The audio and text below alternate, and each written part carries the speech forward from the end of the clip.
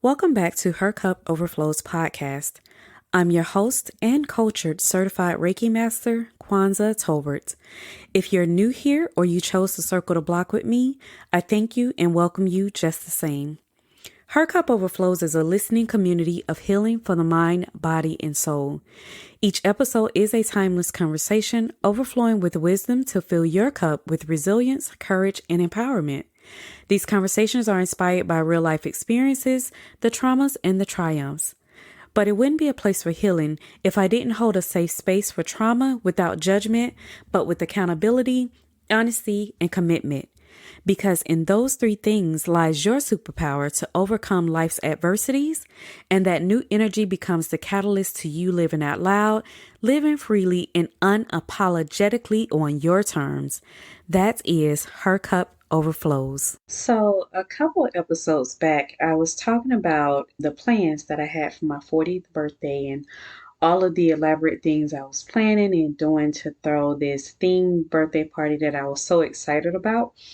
But as I got closer to my 40th birthday, I just had a whole energy shift that I decided that's not what I wanted. And in a typical space, I would make the decision, well, we have money invested and it's getting closer to the date and we've already set expectations with a good bit of people. So just go with it. I was like, F that. I am not doing that. I'm going to choose what makes me happy. And that's exactly what I did. And recently, I went to this event. It was a family reunion of my babes, and they had a special, it was like a whole weekend thing. And so one of the events throughout the weekend was an all-white party or ceremony. And while I was finding an outfit, because if you know me, I looks for a good fashion opportunity, honey, meaning I'm going all out.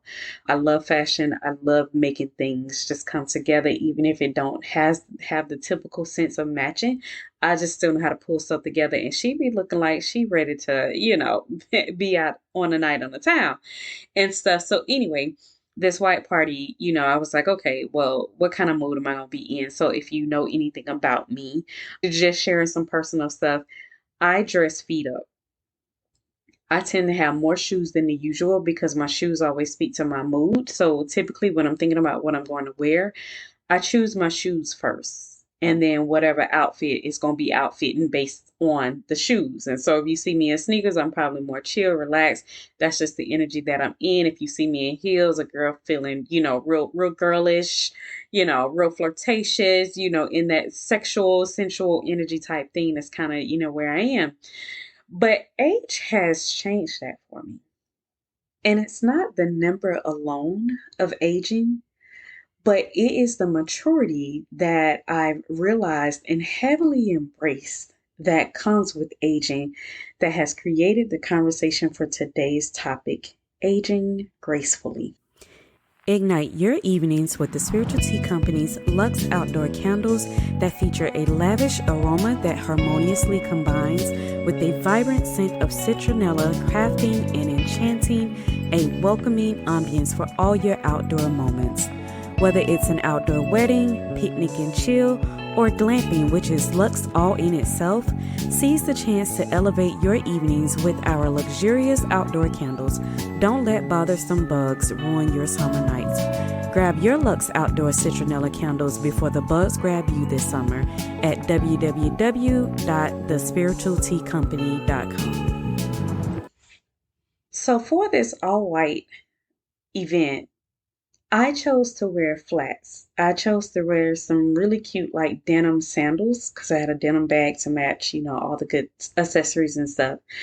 But the funny thing about this is I chose this outfit maybe about a month before the event even took place. And a month ahead of that, I just automatically knew that I was going to choose sandals. Now, the funny thing about that, there was a time where absolutely not. Not choosing sandals, not choosing flats. I'm about to choose some heels. That's what I'm wearing, especially all white. Like, I know I'm about to get real cute, so I'm gonna have on some type of little cute heels to go with it. But that thought ain't even passed my mind. Over a month ago, my energy was already saying for a month, an event that was happening a month later, that no, we're gonna be on some real cute chill stuff. And so I chose to wear some flats. And I knew that this wasn't necessarily a ceremony. Sometimes we choose things because maybe like if you're going to a concert and you know that you're gonna be dancing, or maybe it's an outside event, you may be standing, stuff like that. So you may choose to choose based on the level of comfort. I probably would not have done that back in the day. I probably would have still chose a heel, and I would just chosen the fact that beauty is pain and went with it, right? I get a massage the next day. Maybe I put some lidocaine, something on my feet or whatever to numb it, to help me get through the night, because your good sis just wanted to be extra cute. But this didn't happen with this. And I think I had a light bulb moment. Like, for myself, I was like, ooh, dang, I have really matured in a way that has allowed me to gracefully embrace my age. And again, when I say age, I'm just talking about the maturity of it all and not necessarily the number.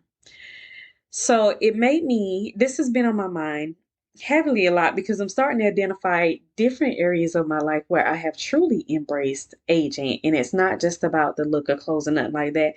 It's so many other things that I think about, or I encounter a conversation with somebody and I was like, ooh, I have really matured in this area. And I think back some years ago, I have someone near and dear to me, and it was their 40th birthday, and they are older than me. And I was so excited for their 40th birthday. Like, I think I was more excited than, I know I was more excited than they were, because for me, this is somebody I truly, truly love. And if you see this person in the physical, like, age what? 40 where? Somebody who has, like, the looks, everything about them screamed fine as wine, right?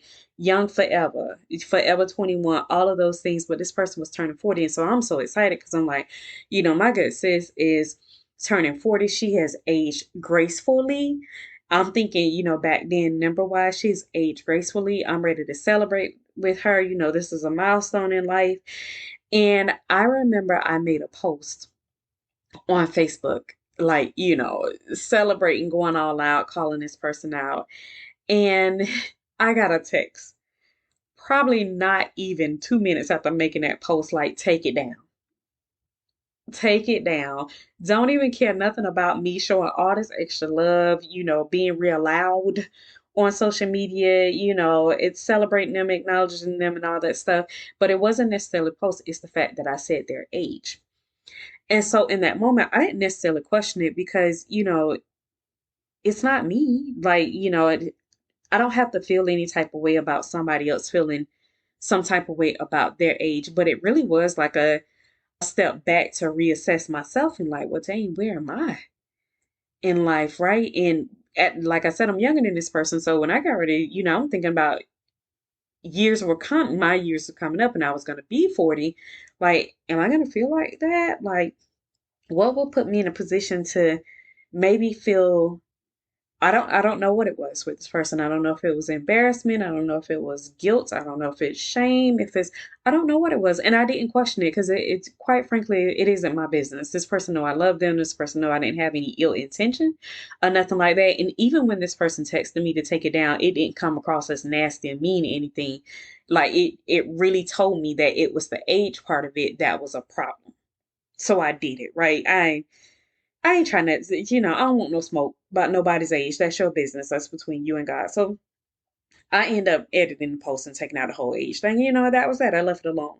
But moving forward, that experience always sat with me, because then I started to worry about myself as I was approaching the age 40 some years. So fast forward, years come, my 40th birthday get here, and I'm like super excited. So the same way that I felt about her is the same way I felt about myself. Like, your good sis has overcome some major stuff in life, and some stuff that probably should have taken me out, but it didn't. And I am here. So when I was turning 40, that's kind of how I came to that whole elaborate party. I'm about to celebrate myself. I've never had a birthday party before as an adult. Let me say that. I've had plenty of parties, well, a good bit of parties when I was younger that I can recall, going out to dinner and things like that. But an actual like big planned celebration, that's what I was going for. But my energy was like, no, we're not doing that. And I chose differently. So my birthday come, I make these changes. I mentioned in a previous podcast, I went from planning this party to I end up buying a car. I had to order the car because I had an exact preference of the car that I wanted, the inside, outside, all of that stuff. I had to order my furniture because I wanted to redo my bedroom and stuff like that. And so, I did all those things and I was super happy with the outcome of just doing that. I still had small celebrations with, my good Judy's and like my mom, my sisters, things like that, but nothing big. And, I was excited. Like that's all I needed. That fed my soul. It's exactly what I needed. I don't know what I would have felt like if I would have decided to continue to pursue the party. But what I did do, it was for me. And I was grateful for those who were also celebrating me, but I was grateful for myself and just listening to myself, right? And doing what felt good just for me.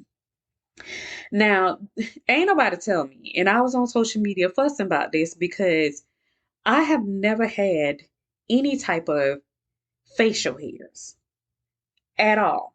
Ever, never, ever in the history of Kwanzaa. Never, ever.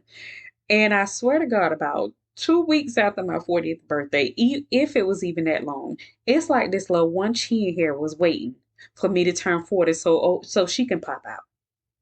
Like it's her 40th birthday. So I had one little chin hair that showed up and I was feeling some type of way. Now, I was happy to be 40, but I'm like, that damn it. Now, if chin hairs come with the age of 40, I don't want it. I don't want it no more.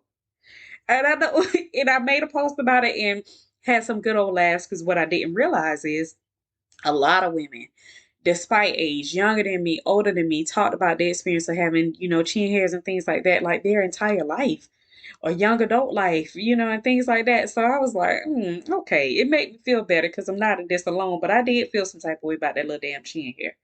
So that was that, but I done got over that.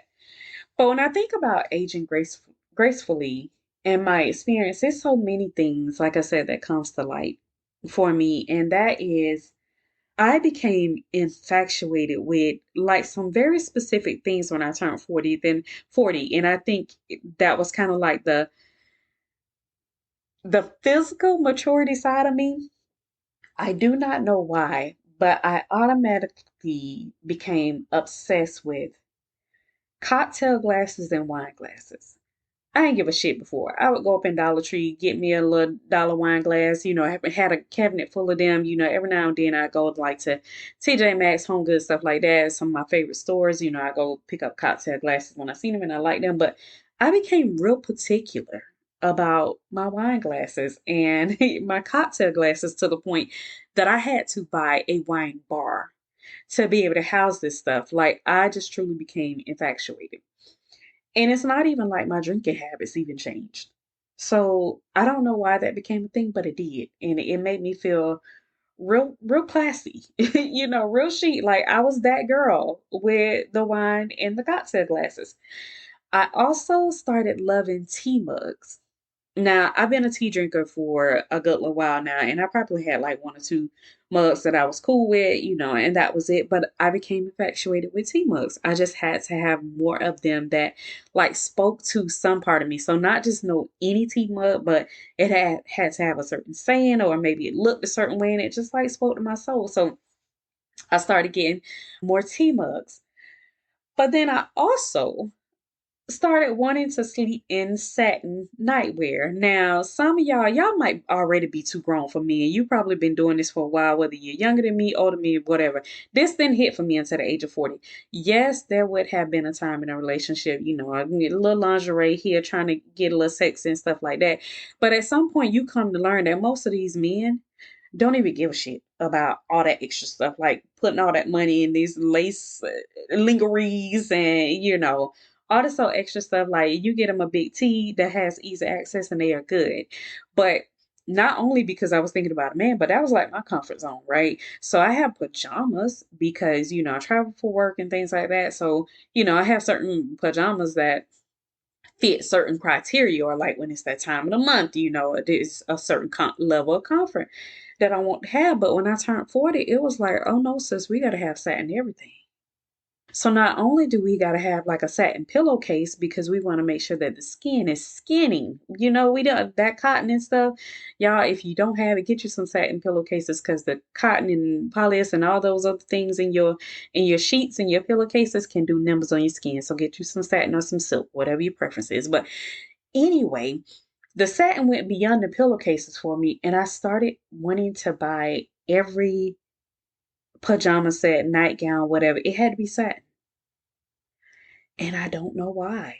Like my relationship was already well established. So it's not like he was looking for a change in it. And I mean, technically he's the only person see me when I go to bed at night. So why does it really matter? But yeah, I just started buying a boatload of satin nightwear and I don't know why, and I still do. So these like all became my favorite things when I turned 40. But that was just the physical side of things. Something that became really important to me, and I swear as I age in this, in my years of 40ism, is connections.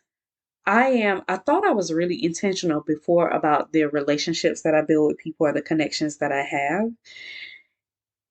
It's real different now. I am very particular. I am extra particular about the type of connections that I'm trying to build. And when I say this is not so much on a personal level because my good Judas are my good Judas, honey, and we locked in like for life.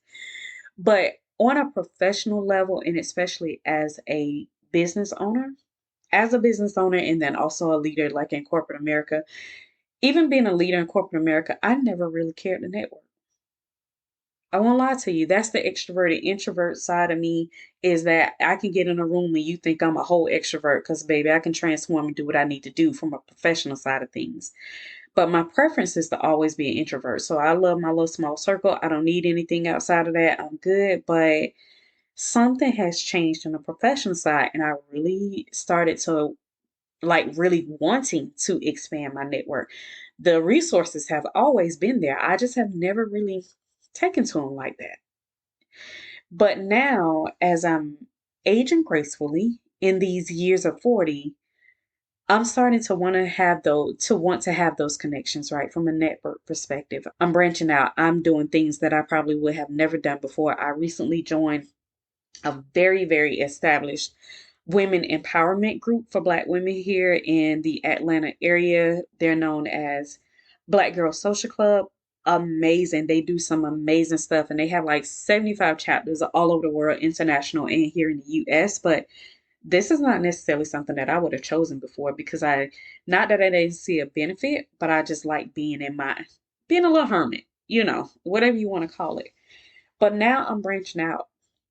I'm going to events that requires me to network with others.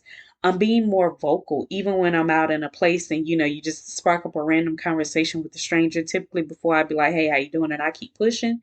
But now, I'm starting to like build those connections. I'm starting to talk about, what do I do for a living? I'm being more verbal and vocal about my business because that wasn't a strong suit of mine before either. Just because, once again, extroverted introvert. You catch me at one of my, events where I'm a vendor or something like that, and you think, oh, girl, been doing this forever, right? She got the good talk, she got the good elevator pitch, she got all of that stuff, but it takes me a minute to get there because I'm an extroverted introvert. So even my connections now, again, it's starting to be very intentional, and there's just things that I just want to do differently. And I think my maturity and my aging gracefully has gotten me here because I've embraced these things that come with age. Again, not just the number, but the maturity level of things that I just want to do differently. A big thing that is letting me know that I am aging gracefully in a mature way is letting my children figure out their own lives. and fighting their own battles. So I think I kind of talked about this before in a different podcast too. And I say, my kids are grown, right? They're young adults. They're not grown. I mean, they're grown, but they're young adults. And, they're starting to figure out what adulting really means and some of the things that they're experiencing and that they are going through. And long time ago, I established this thing with my kids. I don't even remember where I learned it from, probably from therapy, but we would have conversations or they would come to me with a situation instead of just automatically jumping into mom mode like I used to do at one point, just giving my unsolicited opinion, advice, whatever. I would say, they have a situation, they would come and I would say, okay, well, tell me, what do you want me to do? What role do you want me to play? Do you want me to just be a listening ear? Or do you want me to give you advice? And depending on what they say, I would oblige by it. Now, sometimes that listening ear may turn into mama mode because if I detect something that that they are saying to me that could be detrimental to them, or I see something that that's not okay and might be dangerous or something like that, I speak up. But typically, if they say it's the listening ear and they just going through something and they just want to be able to get it off the chest, I just hold the space for them to do it. And I don't offer anything, even though it could be killing me because the mom in me really wants to chime in. I choose not to do so. And that used to be a really tough battle for me before when we started to do that. But now in this space, again, aging gracefully and maturity, it's it's second nature for me. And that's because I come to realize, right, God just used me as a vessel. These are his children. I was a vessel, I was a mother, I had a job to do and raise them in the best way that I knew how, and then to let them go out into the world so they can continue to carry out the work and whatever purpose that they have for them. And so a lot of the things, in their adulthood, and to be quite honest, they are young adults. So a lot of the things that they're experiencing right now, I'm like, child, that's nothing, in my mind, but I would never say that to them because it's their experience. But I'm over here like, oh man, I'm so sorry you're going through that. I hate that for you, but you'll overcome. And that's basically it, unless they're asking for my advice or something like that, because that's the only way we typically learn. And so I am holding space and creating space for them to be able to do that. But I don't think, no, I'm going to say I know for a fact, without the level of maturity that I have grown into, I wouldn't have been able to do that before. I would have still been loud and wrong, probably a lot, just because I'm speaking on my emotions. I'm speaking on my experiences, something like that. And when I say loud and wrong, I don't mean necessarily direct and wrong, but wrong in my approach in handling it. I probably still would have been doing those things, but not so much. They are growing into adults and with the lives that, you know, that they desire for themselves.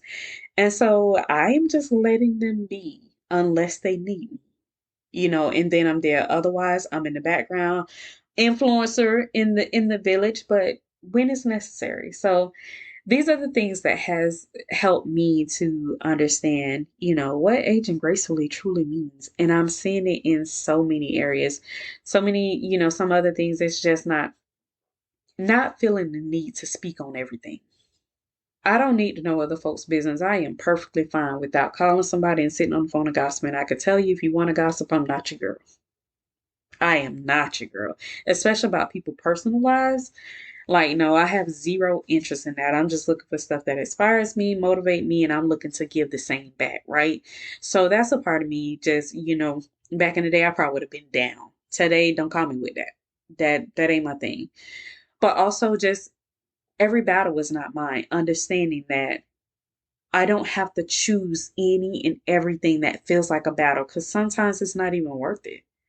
And so I've gotten to the point with that, like a lot of situations where I probably would have took somebody's head clean off back in the days. Not so much this day because I am enjoying aging gracefully. And I'm enjoying so many things about my physical appearance that probably would have been a problem before because the one thing that I have come to learn is that if there's something physical about me that I don't like, I can change it. But I don't have to change it because other people don't like it or other people feel some type of way about it. No. I don't. But if I feel some type of way about it, I don't need anyone's permission to change it. I don't need anyone's permission to do it. I don't have to oblige or appease someone else's ego because of a problem that they have with me. Oh, girl, ain't there. We not doing that, right? And so the self-discovery prompt for this week is I want you to do the same. Really doesn't, at this point, it really doesn't matter your age because we know that maturity comes at different levels for different people. When you think about the previous conversation where I explained the chakras and how, they begin to develop at different ages of the life, there is none of the chakras says exactly that this happens at the age of 9 or this happens at the age of 21. It's always a range. And that's where we get the different level of maturity in people. But what I would like you to start doing is aging gracefully if you are not already doing that and embracing those things about yourself that is a part of you aging gracefully, because aging is your personal evolution. It is your personal testimony to how you have evolved and how you are growing, how you are maturing, like all of those things that I would hope we all desire to do in life. And let me tell you, if you are listening to this podcast, oh, for absolute, for sure, you should embrace aging gracefully, because this podcast is not for everybody. And I'm okay with that, right? Some people, my podcast is all about empowerment and healing and changing. And in order to do those things, you have to embrace change, right? And everybody's not there yet. So these conversations that I have could very well be aggravating the shit out of somebody because they're not ready for it. It's not because it's wrong. It's not because I offended anyone.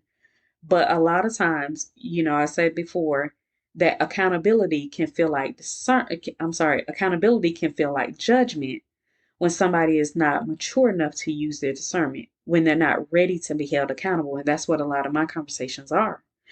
But if you are here and you are listening to this conversation, you should most definitely be embracing aging gracefully, because that's exactly what you're doing. And I'm proud of you. Start identifying those areas in your life where you see that you've grown up, where you are aging gracefully, and start to celebrate those things, no matter how big or how small, because changing is not an easy feat. Aging is not an easy feat. Most of us probably got more years behind us than we have in front of us. And so it's worthy of celebrating. So I would say start to celebrate those things where you see you have glowed up in the world with ageism. It's a beautiful thing. All right, so let's get into the last theme for this episode, which is our Reiki Channel Collective Message. Like all things, if it resonates, let it apply. If it doesn't, let it fly. But don't let it fly too far, as these messages are also evergreen, just like our conversations, and may have future resonance with you. Because best believe, as much as you love me or love hearing my voice, you are not here by happenstance in this moment in time. I don't know who this message is for, but sweets, why are you so mad? Like, I'm seeing and feeling a whole lot of rage here, and it's not in a healthy way. And the thing about this rage is it is creating cloudiness for you, right? So, whatever situation that you have at hand, I would tell you that rage can be very useful, but when you embrace it in a healthy way, because embraced rage is what creates world leaders, right? Successful business owners, someone with a seat at the table who can make real change. Embrace rage creates the most perfect nurturing mothers. So, whatever this is, this situation where you are feeling rage, the problem is you have not embraced it and it's causing a little fogginess, right? You have a situation that you are in. I don't know if this is a job or a relationship that you are considering. You're trying to make a decision between two options. And the reason why I say a job or a relationship, because the option is stay or go, and then it may be some specific things or places where you could go or be if you decide to stay.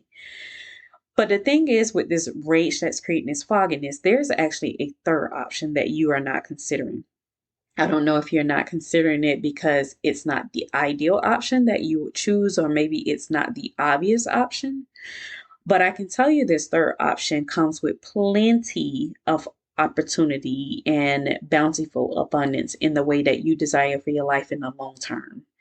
So I will tell you again to embrace this rage. It's so that way it clears up the fogginess for you, even taking a step back, right? And doing some meditating on it or whatever ritual, prayers, whatever that you need to do for yourself so you can gain the clarity that you need. Because if you decide between the two options that you keep thinking through, you are going to make an impulsive decision that is truly going to lack the results that you are looking for in the end.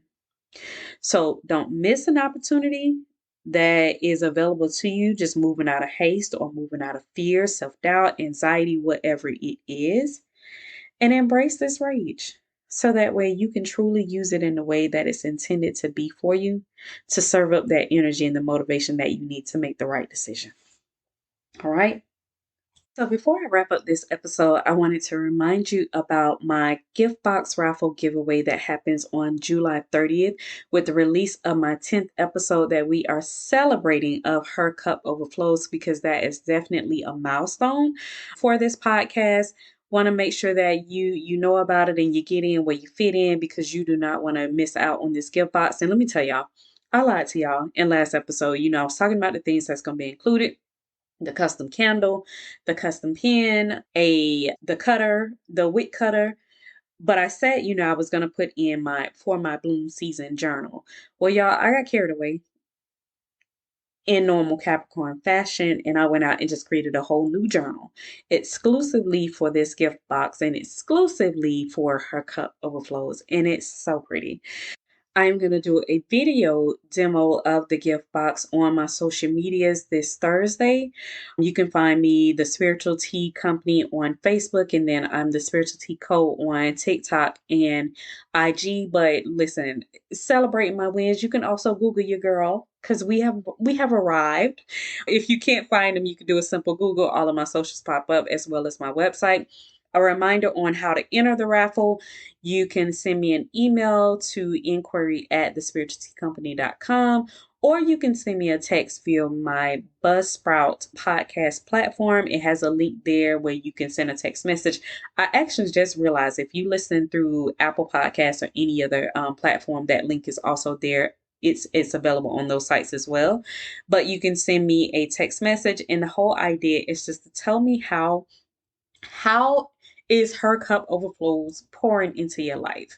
Like, the whole idea of that is to, give you the overflow of all the things that I have learned in my healing journey to help you on your way through your healing journey as we do this together. So, just tell me, what's working for you. How are things, changing in your lives? Give me those good stories. Give me ideas of things that you would like to hear about in future podcasts. I can tell you I have received some so far, and y'all are the best. Okay, I am super duper grateful for you.